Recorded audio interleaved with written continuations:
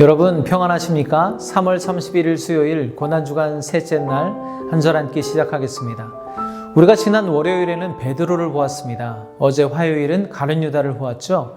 오늘은 빌라도를 보려고 합니다. 오늘 빌라도의 모습을 통해서 말씀 가운데 우리 자신을 잘 비추어 보고 새로운 하나님의 은혜와 또 새로운 결단을 올려드리는 시간이 되시기를 간절히 소망합니다.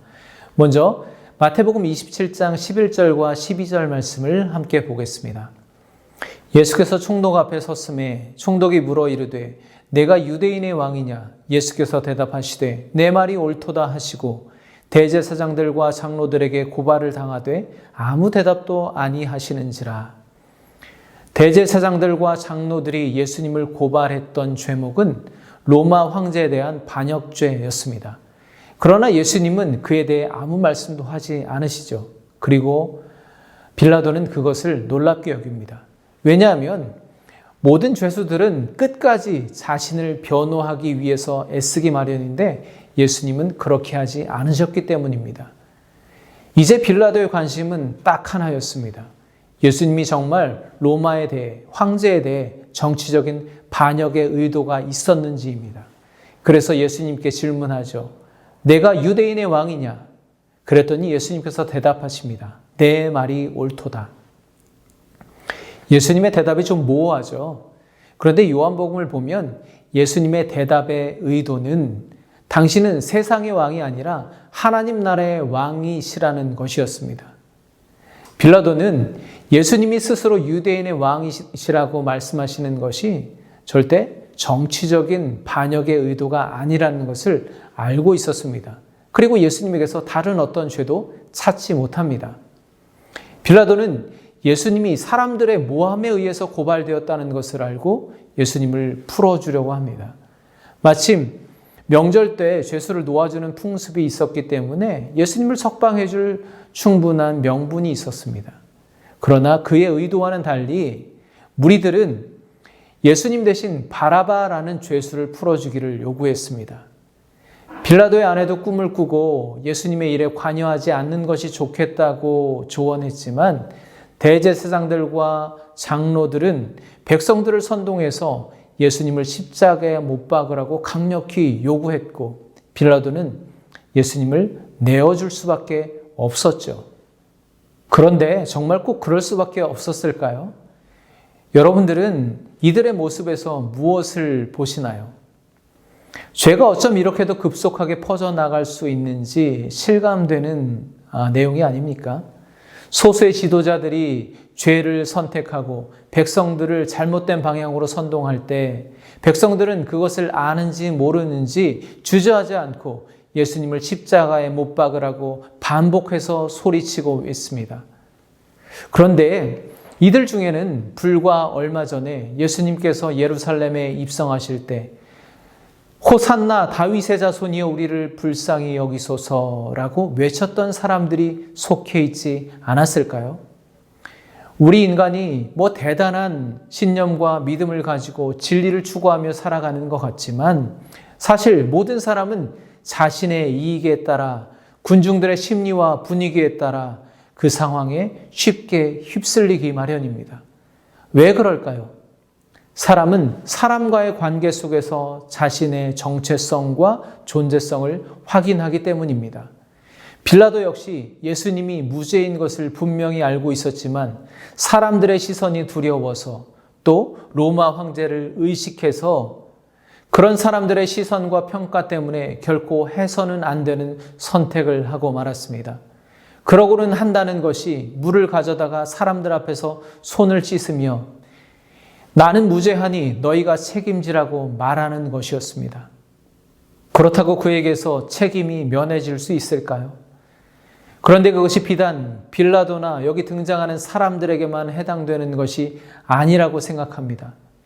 이런 일들이 지금 우리의 현실 가운데 정치, 사회 속에서 그리고 나 자신 안에서도 일어나고 있다는 것을 볼 수 있습니다.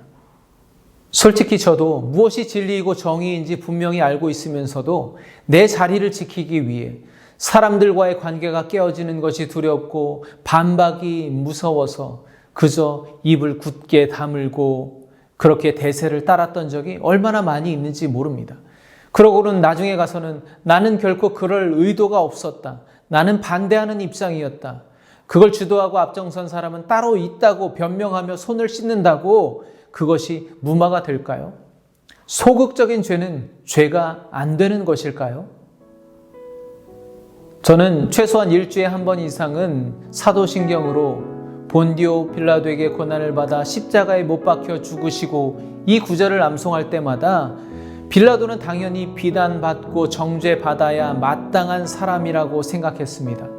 그런데 오늘 말씀 속의 빌라도를 보면서 바로 저 빌라도가 나 자신인 것을 깨닫게 되었습니다.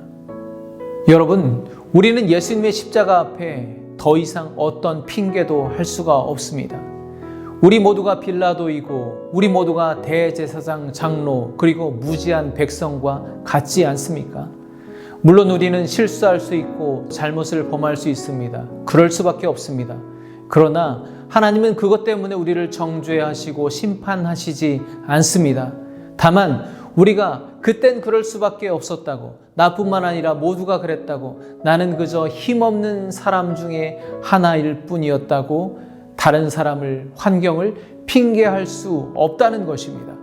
왜냐하면 우리는 예수님의 십자가 앞에서 주님은 죄가 없으시다는 것을 분명히 알고 있고, 그리고 저 십자가가 나의 죄 때문이라는 것을 인정할 수밖에 없기 때문입니다. 여러분, 왜 기독교가, 교회가, 성도들이 자꾸만 무너지는 것일까요? 왜 실패하는 것일까요? 여기저기서 시도 때도 없이 터져나오는 죄악 때문인가요?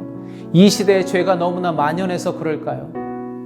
아닙니다. 그렇지 않습니다. 죄는 언제나 있습니다. 죄에게 죄가 있다고 아무리 탓하고 핑계해봐야 그것이 무슨 변명이 되겠습니까? 그것은 모든 잘못은 대제사장, 장로들, 유다 백성들에게 있다고 회피하는 빌라도와 똑같은 모습이 아니겠습니까? 문제는 우리가 무엇이 죄인지, 반대로 진리가 무엇인지 분명히 알고 있으면서도 즉각 돌이켜 그 길을 선택하고 나아갈 믿음의 용기와 결단이 없다는 것입니다. 그렇게 살지 않는다는 것입니다. 우리가 죄인의 길에 앉아서 어떤 변명을 한들 하나님께 통하지 않습니다. 그러나 우리가 죄로부터 돌이켜 십자가의 예수님 앞으로 나아갈 때 주님은 우리의 죄를 대신 지시고 심판장이신 하나님 앞에 우리를 위해 변호해 주실 것입니다. 여러분, 오늘 본문에 수많은 사람들이 등장합니다. 그들은 하나같이 빌라도를 향해서 예수를 십자가에 못 박으라고 소리치고 있습니다.